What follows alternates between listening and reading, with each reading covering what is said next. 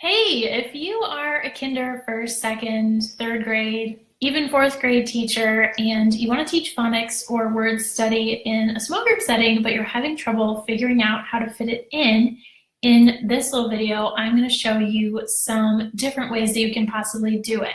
Now, if we're not acquainted yet, my name is Allison, and I'm a literacy specialist for K2. This little video is actually based on a blog post that I put up that has some freebies in it for you. I've linked to that in the post, so definitely check that out too.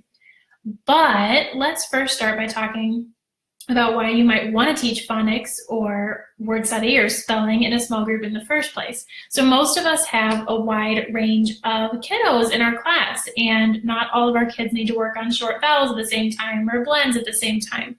There's a trajectory along which our kids develop in their phonics learning, but they don't all develop at the same rate. So teaching phonics or word study in a small group is a really efficient way to get the most bang for our buck, is the way I put it, because we can target our students' instructional levels and really give them what they need. But it's kind of tricky because sometimes the small group instruction just adds another kink into our schedule where we already have so many different things to focus on in our literacy block. So that's the purpose of this video, is just sharing some ideas for how you might fit that all in. So the first idea, okay, you can see my mouse good. The first idea I wanted to share with you is just to have a dedicated word study time. So 15, 20 minutes in your day. And during this time, that's when everybody's working on word work. So you're with a small group and there's kids working independently. And this is my favorite way to teach word study. Now, it's not, when we do small group, it's not the only time that they get, word study instruction. I don't totally ignore it in whole group. It comes up in whole group naturally in the context of things. But I like that dedicated time because phonics is important. Our kids need to know how to read, write words. They need to know how to generalize patterns. So I like to dedicate time to it. Now, in that 15 minutes, as I mentioned, you're with a small group and the kids are working independently. I'm going to click to a different slide here and I'm going to show you what that might look like. Let's say that you've got 3 groups in your class. 3 groups I think is ideal because it gives you the most freedom to work with kids more than once throughout the week.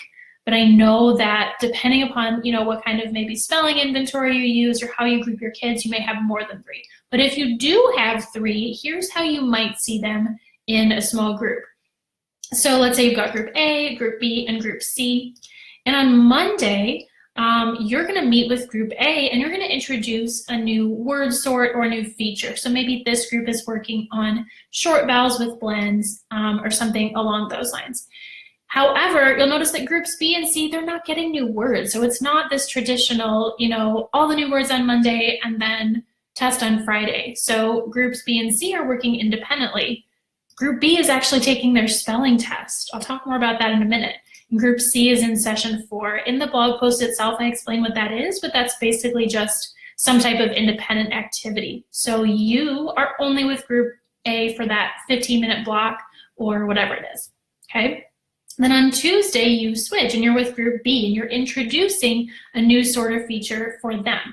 And then group C gets their new set of words on Wednesday. So again, it's not like everybody's getting their new words on Monday. It's a staggered schedule. They're just, some kids are taking their test on Friday, like group A, but then some are on Monday. And speaking of that spelling test, you'll notice that you're not giving that spelling test because you're with a group. I really feel like because this is such a rote activity, it's nice to have an aide do it, have a volunteer do it, record the words on the iPad, and set it up so the kids can do it themselves. I feel like my time is best spent actually teaching phonics and word study, not just giving a test. So that's why I set the spelling test up as an independent activity so they don't need me. So looking at the big picture here with this setup of 3 groups, you're going through each group schedule, it's staggered, and then session 1 is when they get their new words. They practice those words in sessions 2, 3, and 4. You can even extend that. And then in session 5, they're taking their spelling test. You might have to then the next week, maybe you're working with them in a small group, maybe they didn't do great on their spelling test, so it might not be a new sort of feature. It's just that this is your time to work with that particular group. Now you'll also notice here, if you only have 3 groups, then you're also available for support later on in the week because you've already introduced the new sort to all your groups. The reason why I would love to have 3 groups doesn't always work out that way, but if I can have 3 groups, that's what I'll do, because then, let's say that like one of my groups is higher and they don't really need me more than once a week, that's fine. Then I can, help the lower 2 groups or whatever. You could technically see 1 group once per week and 2 groups twice per week if you use this setup, assuming that you have the spelling test somehow automated and they don't need you for it. So this is, again, if you're just joining us, and welcome Lakeisha and Marisa, hopefully I'm saying that correctly. Marisa actually is what it should be. If you're just joining us, I was talking about how to teach word study in a small group when you just got like 15, 20 minutes a day, use this staggered schedule, and this was if you have 3 groups. Now let's say you have 4 groups, right? It's pretty much the same situation where it's a staggered schedule. They're not all getting their new words on the same day, not all taking their spelling test on the same day. Hey, Lisa. And then you can see like your lowest group, you could see them twice. Let's say group D is your lowest group. So maybe you actually see them for 2 days in a row to support them because you are the blue and you only need to be available to introduce new words 4 days. So then you're available to support 1 group, and maybe you change that up on Fridays. 5 groups, pretty similar situation. The reason why I said I like to have the fewer groups, the better, even though I don't necessarily want to put kids together that don't belong together, but really the fewer groups, the better, because then you do have that availability to see a couple of groups more than once. If you've got 5 groups in your class and you're using a 5-day schedule, then you're only going to be able to see each group once, pretty much, unless you have like a super long block where you can see 2 groups. Maybe you've got like 25 minutes or 30 minutes for phonics, then you could see 2 groups, and so then this wouldn't be quite as much of a problem. However, if you are in the situation where you have like 5 groups and you're with 1 group each day, only get to see them once a week, there are other ways that you can address like some bonus phonics and word study work. You can talk about it during whole group. You can do it during guided reading, and that's actually what we're going to talk about now. So these schedules that I showed you, if you would like to download them, they're free in the blog post that I linked to in the little post here. And the first strategy we just talked about was having a dedicated word study time and staggering your schedule. Now, I did not make up this idea. I got this idea from a book called Words Their Way, and the information is in that blog post. I may have tweaked it along the way. I read it such a long time ago. It's kind of become my own now, but the original idea, I did not make up. That's from them. So definitely check out that book. Absolutely recommend it. All right, so we talked about dedicated word study time. Now let's say that you do not have 15 or 20 minutes per day. It's just not in your schedule for whatever reason. You can't make it happen. What you could do instead is only have dedicated word study on Monday and Friday. And so in this instance, you would not use the staggered schedule like this. You would still have your groups, but everybody would get their new words on Monday, okay? You'd see like your 3 groups. You'd see group, group, group, and you'd need like 30, probably more like 45 minutes to be able to see all of your groups. That would be on Monday. Tuesday, Wednesday, Thursday, while the kids are in literacy centers or Daily 5 or whatever you do, they're practicing their words, right? They've got their own lists. You have it set up so that they can work on them. That's all independent practice. And Tuesday, Wednesday, Thursday, you don't have dedicated word study time. On Friday, then, you do have word study time again, and this is for the spelling test. So again, you could, like I talked about before, you could set it up so that kids are listening on an iPad, and so you're doing it all at once. I actually read in the Words Their Way book, I hadn't seen this before, but they were saying that some teachers have found success in like saying, okay, group 1, this is your word, and then group 1 writes it, and group 2, so they're like calling out words all at the same time for the spelling test. For little ones, I would not recommend that. Maybe like 2nd grade and up, they can figure that out if they know their group name or their number. Maybe you could give them the spelling test more efficiently like that. Otherwise, you're going to have to see them in small group, small group, small group, small group. So just to review this strategy, this is for if you don't have time every day for phonics or word work instruction, but you can carve out some time on Monday for introducing the words, and then on Friday. Tuesday through Thursday is just the kiddos are working independently on the words that you gave them on Monday.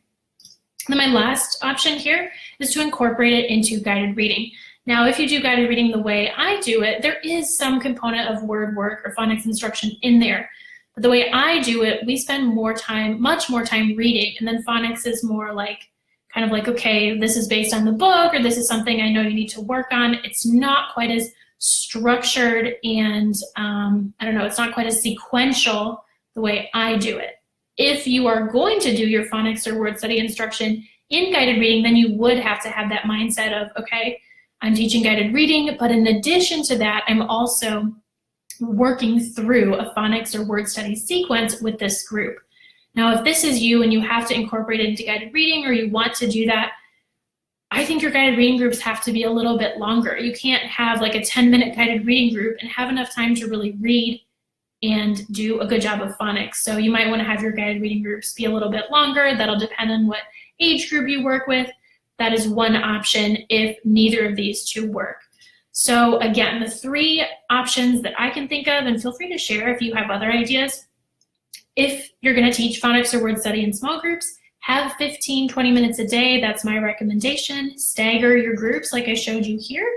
This is available for download in the blog post that I put up there. If that doesn't work, chunk out time on Monday and Friday, Tuesday through Thursday. They're just practicing independently, or you can incorporate it into guided reading.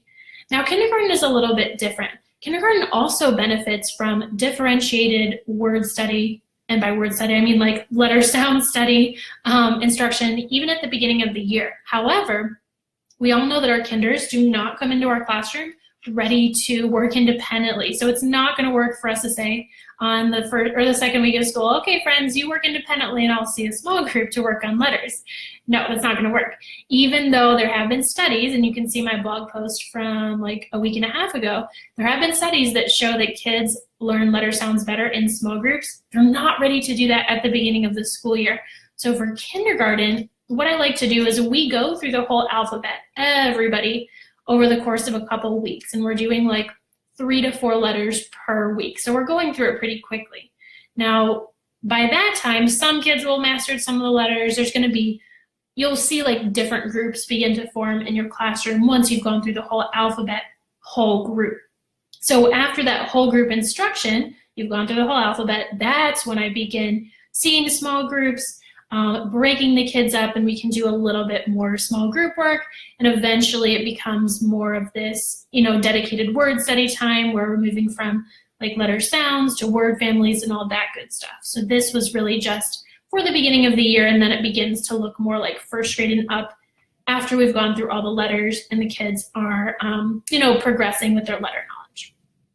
All right, so that's all I've got for you today. But again, go check out that blog post in the post link, has more details. I'm going to go ahead and just put this in a comment right here. If you missed last week's post, I have this whole other post about some best practices in word study and phonics instruction. I put that up there for you, and this is part of a series. So keep coming back to Learning at the Primary Pond.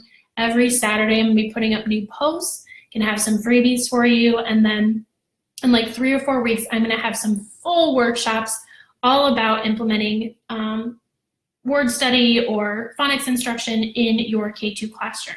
So thanks for watching. If you do have any questions, feel free to comment. Even if you're watching this much later, feel free to ask your questions. I'll come back to this post. Happy to answer them, and I hope you have a wonderful rest of your day.